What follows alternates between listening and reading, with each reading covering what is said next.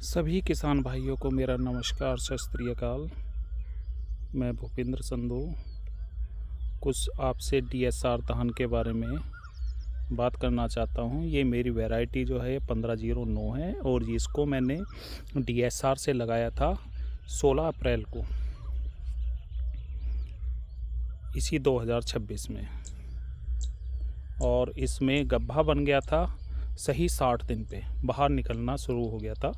आज ये 75 दिन की हो चुकी है और आप इसकी बाली देख रहे हैं, सभी बाली जो है बूर झड़ने के बाद जो है मुड़ चुकी हैं लगभग। कोई बाली जो है बाद में छोटे पौधे की किसी की आई है, वो बात एक अलग है। पूरा प्लॉट भरा हुआ है, सभी में पूरी बाली निकली हुई हैं। अब मेरा आपसे ये कहना है कि डीएसआर लगाने के लिए मेरे पास बहुत फ़ोन आते हैं, सुबह से शाम तक कई सौ फ़ोन आते हैं कि जी हम क्या करें। तो वीडियो बनाने का मेरा मकसद ये था कि सभी को जानकारी मैं दे सकूं। तो हमारी सबसे पहला काम आता है खेत की तैयारी का। खेत को हम तैयार करेंगे, इसको समतल कर लेंगे, या तो कंप्यूटर लेजर लेवलर से कर लेंगे, या फिर हमारा लेवल खेत है तो उसको मैड़ा से दबा देंगे। यानी कि खेत हमारा ऐसा होना चाहिए कि उसमें पैर ना बैठ सकें। उसके बाद डीएसआर करने के बाद हम पानी देंगे हल्का, और फिर 1.5 लीटर पर एकड़ की 72 घंटे के अंदर अंदर पेंडामेथिलीन का हम स्प्रे कर देंगे। यहाँ पे भी कुछ किसानों ने गलती की है पेंडामेथिलीन में। कुछ लोगों ने क्या किया है कि 4 दिन के बाद स्प्रे किया या 5 दिन के बाद किया, तो उनके जर्मिनेशन पे अंतर आया है। तो मेरा सभी से आपसे अनुरोध है कि 3 दिन तक यदि हम स्प्रे कर सकते हैं तो ठीक है, अन्यथा फिर इसको स्किप कर दें, छोड़ दें। फिर यदि खरपतवार फिर हमारे खेत में उगता है तो मैं किसी कंपनी का खैर प्रमोशन नहीं करूंगा, लेकिन जो मैंने अनुभव किया मैं उसके बारे में अपनी राय साझा करना चाहता हूं। कोटिवा कंपनी की नोवालैक्ट है, 500 ml प्रति एकड़ की, उसको आप कर सकते हैं। जो मेरा अनुभव है उससे खेत में कोई भी खरपतवार कैसा भी जो हमारे एरिया हैं इसमें कुछ नहीं बचता, बिल्कुल क्लीन हो जाता है खेत।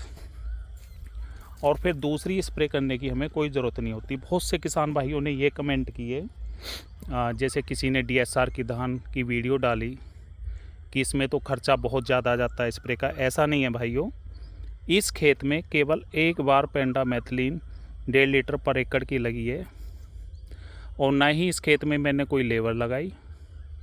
बस अपना जो स्प्रे करने का शेड्यूल था कीटनाशक का, फर्टिलाइज़र का, वो ही यूज किया है, उससे अलग कुछ नहीं किया। इसमें ना तो नोवालैक्ट लगी, केवल पेंडामेथिलीन का स्प्रे हुआ है, और उसी का रिज़ल्ट ये है कि 75 दिन में हमारी जो है बूर झड़कर धान बाली तैयार है। तो भाइयों वो क्या है, कुछ दवाइयाँ लोग दूसरी कंपनी की कर देते हैं, मैंने भी की हैं। उनका करीब करीब 10 दिन का झटका धान को लग जाता है, वो रुक जाता है, इसलिए वो धान जो है पकने में 100 दिन से ऊपर लेगा। ये धान मेरा जो अनुभव कह रहा है ये 90 से 95 दिन में कट जाएगा, जो मेरा एक्सपीरियंस है। ये प्लॉट है, इस प्लॉट में मैंने करी थी नोमनी गोल्ड और पी मिक्स।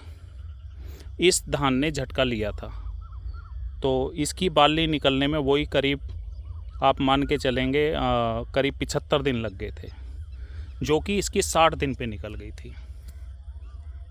तो एक सबसे बड़ी बात आती है कि जब हम स्प्रे करते हैं ना पेंडामेथिलीन का, उसका फोग के द्वारा स्प्रे हो बिल्कुल, यानी कि धुआं बना के, और पानी हमें अच्छे से लगाना चाहिए, कोई जगह ना बच जाए। इस प्लॉट में मैंने अपने आगे बैठ के स्प्रे कराई है। बाकी प्लॉटों में जो है, जो मेरे दूसरे हैं, उसमें मैं नहीं बैठ पाया था, केवल लड़कों ने ही स्प्रे की, तो उसकी वजह से उनमें मुझे दोबारा स्प्रे करनी पड़ी। आगे जो भी आपकी क्वारी होगी आप पूछ सकते हैं कमेंट करके। डीएसआर लगाने में कोई बुराई नहीं है, हमारा खर्चा काफ़ी बच जाता है। जितने में मैं मानता हूँ कि हमारी धान की लगाई होती है या पोत तैयार करते हैं, उतने में तो हमारा धान तैयार हो जाता है, क्योंकि हमारे एरिया में तो 6,000 रुपये एकड़ के करीब करीब लगाई गई चल रहे हैं जो लेबर का रेट है। धन्यवाद किसान भाइयों।